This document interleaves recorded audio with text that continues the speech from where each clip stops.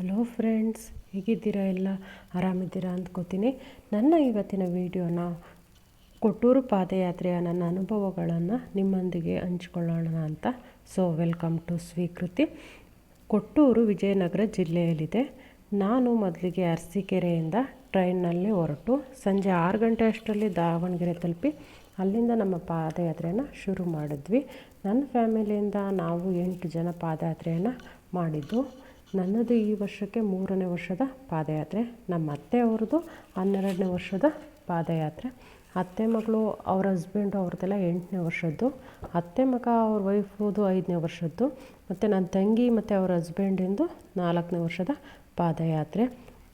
ನಮಗಿಂತ ಮೊದಲು ನಮ್ಮ ಅಜ್ಜಿ ಅವರೆಲ್ಲ ಪಾದಯಾತ್ರೆಯನ್ನು ಮಾಡ್ತಿದ್ರು 5-10 ವರ್ಷದಿಂದ.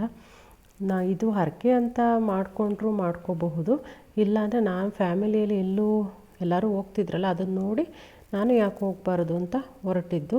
ಅದರ ಅನುಭವ ಹೇಗಿರುತ್ತೆ ಅಂತ ಹೋಗ್ತಿದ್ದೀನಿ. ನಾವು ಮನೆಯಿಂದ ಹೊರಟಾಗಲೇ ಸ್ಲಿಪ್ಪರ್ನ ಹಾಕ್ಕೊಳ್ದೆ ಬರಿಗಾಲಲ್ಲೇ ಹೊರಟಿದ್ವಿ. ದಾವಣಗೆರೆಯಿಂದ ಕೊಟ್ಟೂರಿಗೆ 90 ಕಿಲೋಮೀಟರ್ ಅಷ್ಟು ಪಾದಯಾತ್ರೆಯನ್ನು ಮಾಡಿದ್ವಿ.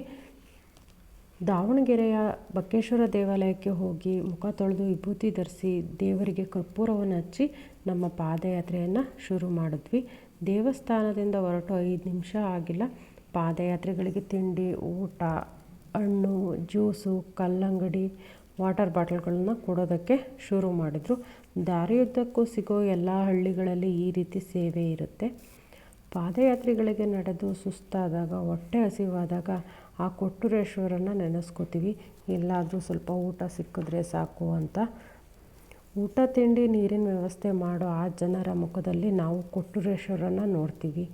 ಆ ಜನಗಳು ಪಾದಯಾತ್ರಿಗಳಿಗೆ ಊಟ ತಿಂಡಿ ವ್ಯವಸ್ಥೆ ಮಾಡಿ ತಮ್ಮ ಕೈಲಾದ ಸೇವೆಯನ್ನು ಪಾದಯಾತ್ರೆಗಳಿಗೆ ಮಾಡಿ ಆ ಕೊಟ್ಟೂರೇಶ್ವರನಿಗೆ ಈ ಮೂಲಕ ಸೇವೆಯನ್ನು ಮಾಡ್ತಿದ್ದೀವಿ ಅಂತ ಪಾದಯಾತ್ರಿಗಳ ಮುಖದಲ್ಲಿ ಆ ಕೊಟ್ಟೂರೇಶ್ವರನ ನೋಡ್ತಾರೆ. ಒಟ್ಟಾರೆ ಹೇಳ್ಬೇಕಂದ್ರೆ ದಾವಣಗೆರೆಯಿಂದ ಕೊಟ್ಟೂರು ತನಕನೂ ನಮಗೆ ಕಂಡಿದ್ದು ಕೊಟ್ಟೂರೇಶ್ವರನ ಮೇಲೆ ಇರುವಂತಹ ಭಕ್ತಿ ಅಷ್ಟೇ. ಬುಧವಾರ ಸಂಜೆ ನಾವು ಯಾತ್ರೆಯನ್ನು ಆರಂಭಿಸಿದ್ವಿ. ನೈಟೆಲ್ಲ ನಡೆದು ಬೆಳಗ್ಗೆ 6 ಗಂಟೆ ಅಷ್ಟರಲ್ಲಿ ಅರಸೀಕೆರೆ ಅನ್ನೋ ಊರನ್ನು ತಲುಪಿದ್ವಿ. ಅಲ್ಲಿ 1.5 ಗಂಟೆಯಷ್ಟು ಮಲಗಿ ಮತ್ತೆ 7:30 ತನಕ ಪಾದಯಾತ್ರೆಯನ್ನು ಶುರು ಮಾಡಿದ್ವಿ. 11 ಗಂಟೆ ತನಕ ನಡೆದು ಮಧ್ಯದಲ್ಲಿ ಒಂದು ಬೇವಿನ ಮರದ ಕೆಳಗೆ ಮಲಗಿ ಸಂಜೆ 4 ಗಂಟೆ ತನಕ ಅಲ್ಲೇ ಇದ್ವಿ. ಮತ್ತು 4 ಗಂಟೆಗೆ ಪಾದಯಾತ್ರೆಯನ್ನು ಶುರು ಮಾಡಿದ್ವಿ.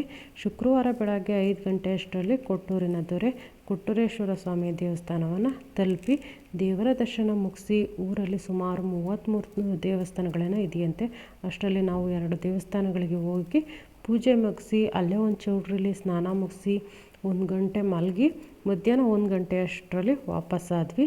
ತೇರಾಗೋ ತನಕ ಇರಲಿಲ್ಲ. ಮೊದಲನೇ ವರ್ಷ ಇದ್ವಿ ತೇರಾಗೋ ತನಕ.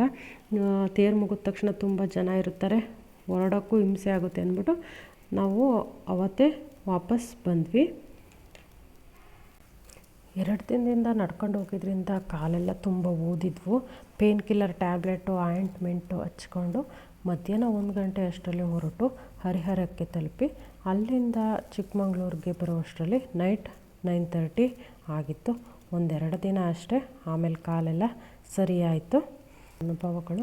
ಕೊಟ್ಟೂರೇಶ್ವರನ ನಂಬಿದರೆ ನಮ್ಮನ್ನು ಕೈ ಬಿಡಲ್ಲ ಅನ್ನೋ ನಂಬಿಕೆಯ ಮೇಲೆ ನಾವು ಪಾದಯಾತ್ರೆಯನ್ನು ಮಾಡಿದ್ವಿ. ನಂಬಿಕೆಯೇ ದೈವ ಅಂತ ಹೇಳ್ಬೋದು. ಕೊಟ್ಟೂರೇಶ್ವರನ ಸತ್ಯ ಇಲ್ಲದೇ ಇಷ್ಟು ಜನ ಪಾದಯಾತ್ರೆ ಮಾಡ್ತಿಲ್ಲ ಅಂತ ನನಗನ್ಸಿದ್ದು.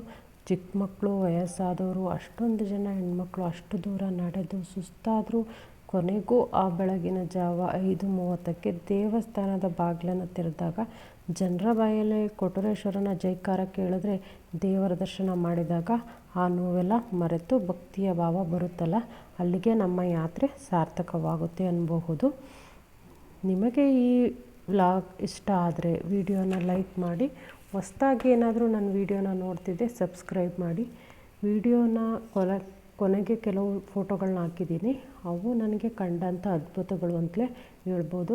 ಯಾಕಂದರೆ ಈಗಿನ ಕಾಲದಲ್ಲಿ ಜನರಿಗೆ 1 ಲೋಟ ನೀರು ಕೊಡೋಕ್ಕೂ ಹಿಂದೆ ಮುಂದೆ ಅಂಥದ್ರಲ್ಲಿ ಇಷ್ಟು ಸೇವೆಯನ್ನು ಭಕ್ತಿಯಿಂದ ಮಾಡ್ತಿದ್ದಾರೆ.